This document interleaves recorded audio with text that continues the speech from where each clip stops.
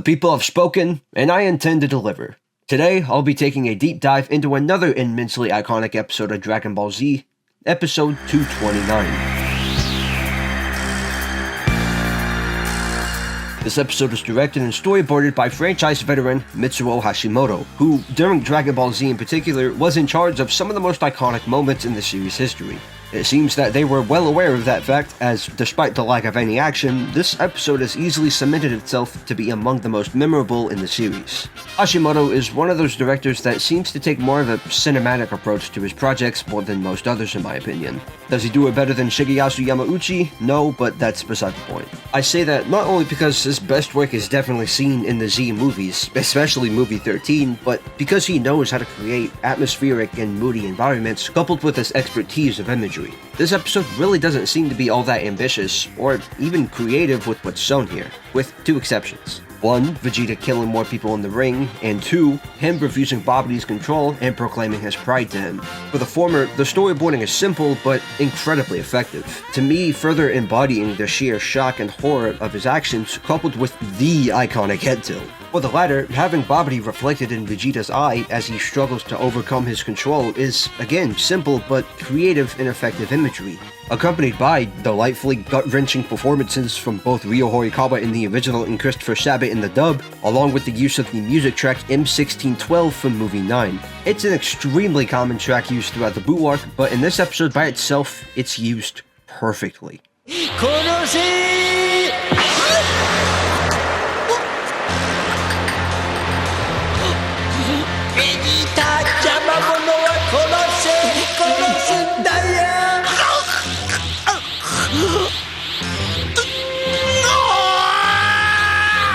Sadly, these are really the only two creatively standout scenes in this episode for me. Nothing else here really reaches the peak of Hashimoto's capabilities as a director. As for music placement, almost half the tracks played here, while not particularly misplaced, definitely don't embody the drama that makes this episode.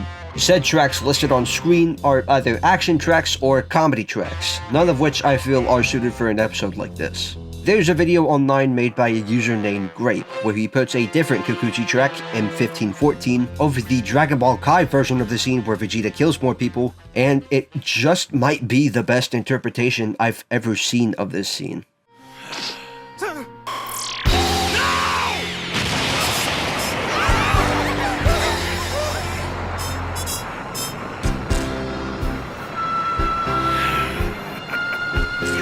What hurts even more is that Hashimoto totally could have pulled it off in there too. The show had what is arguably one of Kikuchi's most eerie and tragic pieces at their disposal ready for use, but not only was it not used here, it never even played once in the series.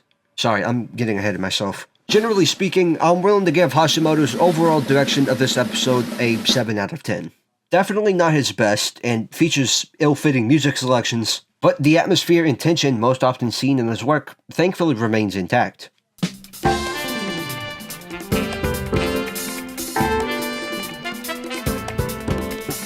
This episode is animated by the honestly pretty underrated K Production, supervised by Shingo Ishikawa, with chief supervision being done by none other than Tadayoshi Yamamura, who I reckon needs no introduction at this point. I'm gonna be honest, there's not really a lot to be said about these guys in here, or in any of their episodes really. Mainly because 1, most of the key animators' work in their episodes have gone unidentified unless discovered via Genga, and 2, Shingo Ishikawa and Tadayoshi Yamamura during this era already shared very similar art styles to one another, but are thankfully distinct enough to tell them apart.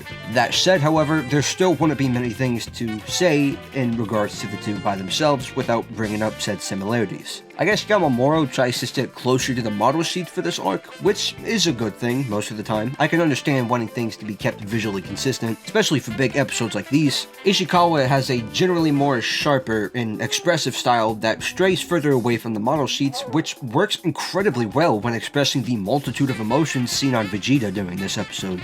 Enough about the artwork, how's the actual animation? Well, like I said, barely anyone's work from this episode outside of Ishikawa and Yamamura's has been identified, so unfortunately, I will not be able to give credit to them. That said, however, I can still talk about said work.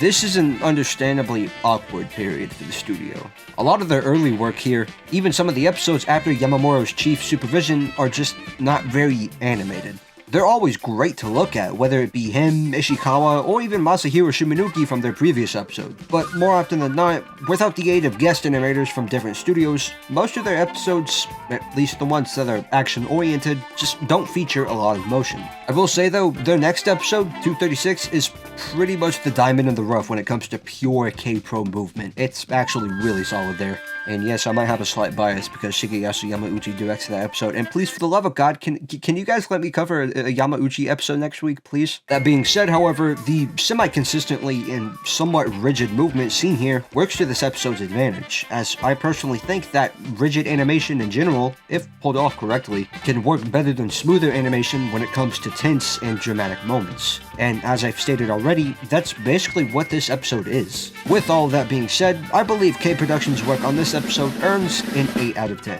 While not their greatest output during their time in the series, it's by far, and rightfully so, their most iconic, as the slow movement that often tends to work to their detriment, coupled with incredible artwork from both Supervisor and Chief Supervisor, works heavily to its advantage. Cap off this video, episode 229 of Dragon Ball Z warrants a modest 7.5 out of 10. While the direction could definitely be better from someone with a high caliber such as Hashimoto, it's thankfully made up for by the astounding voice work, the impressively fitting rigid animation, and the wise choice not to feature the signature action the franchise is so known for.